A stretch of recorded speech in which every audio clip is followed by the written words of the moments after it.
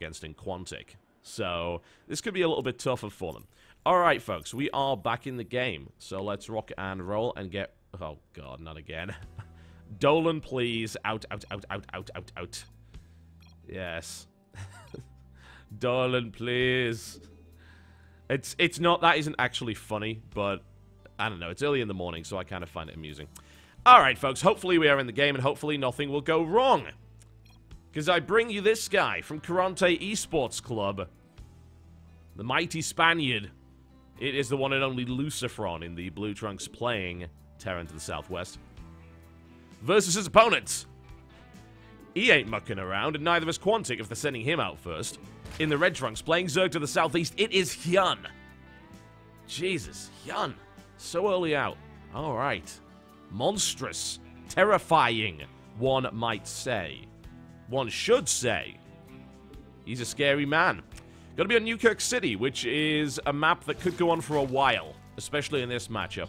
What tends to happen on Newkirk City is if the game goes on long enough, the map gets cut in half, simply because of the position of the expansions and the watchtowers. The map gets cut in half, and you end up in this giant grind fest.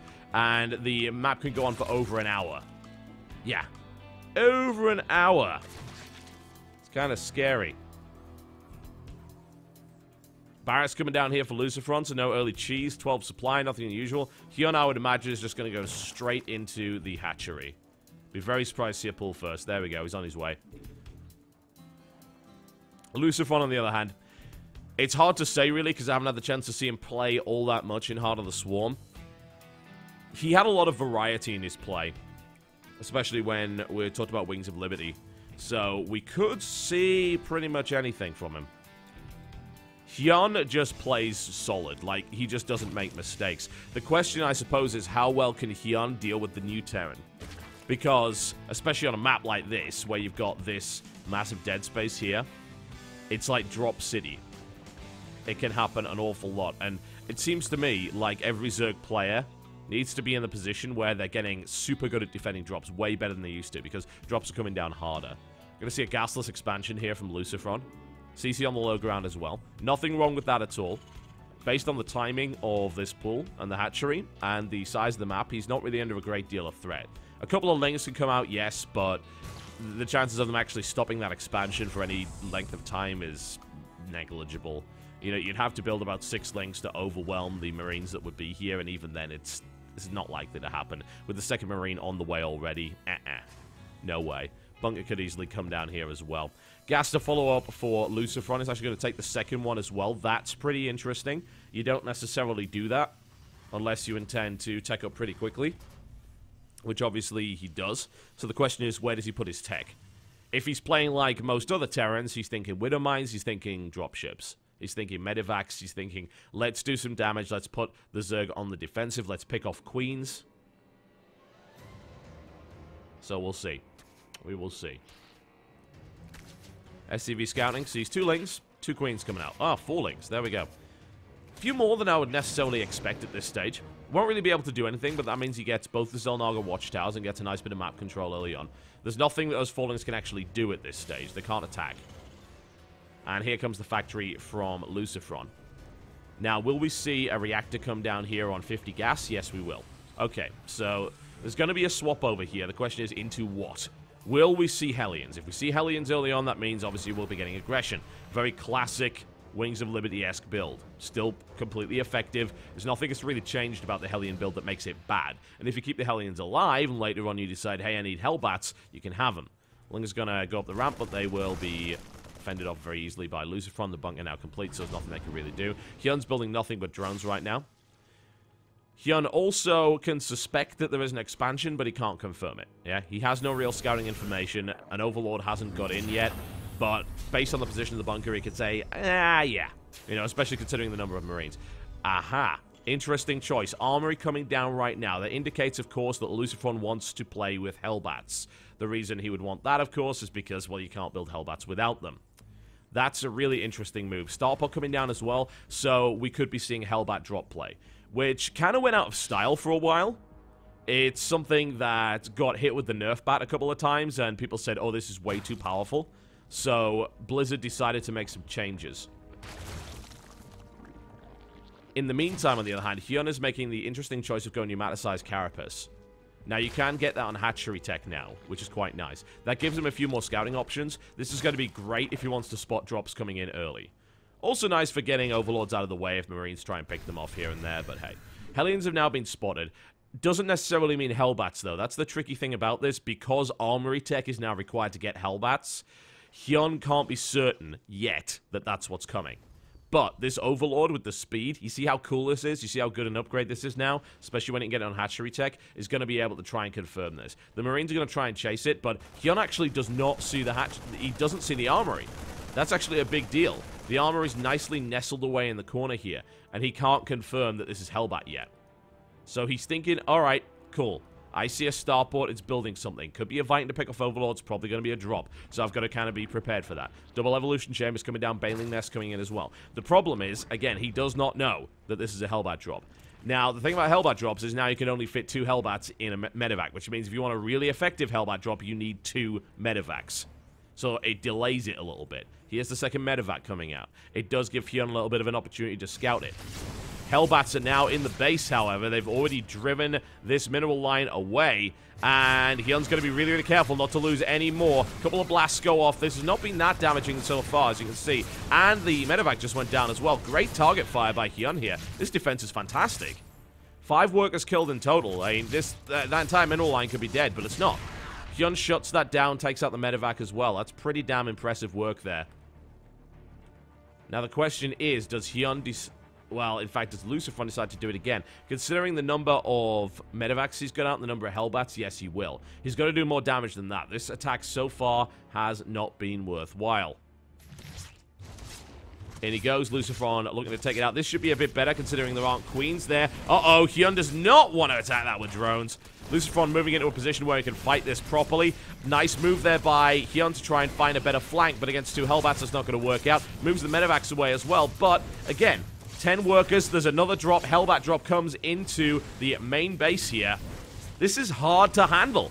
Unless you've got Banelings, unless you've got a lot of Lings or a Roach Warren. It's hard to deal with this. Queen goes down. Huge amount of mining time wasted here. Lucifron can pick right up again and attack. If he can get himself into a good position, it's going to be difficult to deal with. The Hellbat drop on the 3rd base has been handled here. Hyun is also supply blocked, which is not helping him in any way. More queens coming out, but a lack of a Roach Warren means that shutting this down is difficult. Queens can only kind of pick at it, and especially bearing in mind that Hellbats can be healed by medevacs for some highly implausible reason. It's really hard to handle. Although, once again, Lucifron allows his medevac to die. Total 15 workers killed now. This has been a good amount of aggression. Hellbats are now going to push up this ramp. This aggression is going to stop, however, because Mutalisks are on the way. So Hyun was kind of relying on getting up to Spire Tech to deal with this, but I feel he's already taken a reasonable amount of damage here, and he has allowed Lucifron to get a little bit too far ahead, but it's nothing that Hyun can't come back with. Lovely move by Lucifron there, actually walling off the queens to prevent them from attacking the medevac. That is beautiful. Preventing a lot of injects here, killing off a lot of queens. However, Mutalisks are now on the field, which means that this drop play is basically shut down. So the question is, where does Lucifron go after this? Let's find out. So he has gone double factory. He's actually building double Thor. So he's playing full mech here. He's got 3 factories in total. Is that actually 4? No. Yes, 4 factories. Triple Thor. What? Alright, cool. This is he's going 4 Hellbat. That's a neat build. It's a dangerous one, too. Think about what that beats. Everything, mostly. It really does. It actually melts most things. What has Hyun got? He's got Ling Muta. What does this kill? Ling Muta pretty damn effectively. Without too many problems at all. Volley of Thor fire goes off here. No problems. It's a great setup for late game as well, because if he tries to go Broodlord, what happens? It just gets shot to pieces. You switch on over to that high-impact payload, and suddenly that Thor is blasting away high-damage targets. Upgrades are starting to shift here for Hyun. He's going for missile attacks, which is an interesting choice. Another Hellbat drop coming in. Oh, no, this is the last time. No, Hyun goes in with the drones and takes some damage here as well. 28 workers killed right now. Lucifron is wrecking it. Drop gets shut down, but not quickly enough. In the meantime, Mutalisk Harass comes into the main base, doing some damage here too. Marines are not quick enough to respond. They don't have stim. They don't have shield. There's nowhere near enough Marines. He's got to bring those Thors back, and that's a slow, unwieldy process. Lucifron going back to mining as a Thor pops out to try and deal with this, and it will be enough, but not before he loses a few more SCVs in the process. Hyun expands to a 4th base in the back, and suddenly things are looking a little bit more equal. 34 workers killed in total here for Lucifron, but he's taken some damage, lost a lot of mining time, had to draw back his Thors. He's got to get aggressive. He's got to hit. Hyun knows what's coming now. He knows there's Thors. He's currently building Mutalisk. He's going Swarm Host, which is probably the... Yeah, this is most likely, I would say, the right answer to this particular composition. Get some Swarm Hosts out, slow it down, wear it down. It's a slow compositional... The problem with, say, getting Roaches and things like that is that Roaches are dealt with fairly nicely by Hellbats and very nicely by Thors at the back. And with Hellbats at the front, Roaches aren't going to be able to get around. Plus, without Roach speed and all stuff like that, you're going to be in trouble. In comes the Mutalisk Harass once again. Good option here by Hyun to try and backstab. That's a lot more damage being done. Thor moves into position, but this entire mineral line is going to die at this rate. Here comes the push. Lucifron has got to kill him right now. Swarm Host pops up. As you can see, workers killed is getting much more equal. Hyun with the great move here. Gotta see Lucifron do damage. He's gotta smash through right now, bringing the Thors in. Lings will be dealt with very handily. SCV's now off the line. Mutalisks in the main base got that main mineral line here. And now, I wouldn't even say we're in a base trade situation, because this is a base trade that Lucifron wins 100% of the time. And the reason he does is simply because of the amount of firepower he has. Those Mutalisks are not building killers. Thors, on the other hand, are building wreckers. Infestation Pit, Locust time gets cancelled here. How many Swarm Hosts are even on the field? Only 5. Not a good amount, especially with tanks and Thors available here. This is dangerous, and I don't see Hyun being able to deal with it. He's losing more Mutas as well as they get killed by missile turrets and Thors on the ground. Hyun is in a really bad way. His natural expansion is dead, and these Thors seem unstoppable with +2 attack. Lucifron getting in there with his Hellbats. Hellbats taking a lot of damage, getting repaired as well by the SCVs. The main base is now under threat. What do you kill this with? Not with what he's got, I tell you that for a fact. Even the tank isn't going to die thanks to the brave effort to the SCVs here. Lucifron looks like he's got this game in the bag. GG. Ladies and gentlemen, and there it is. The first game in this Best of 9 Team Story Cup series goes to Lucifron.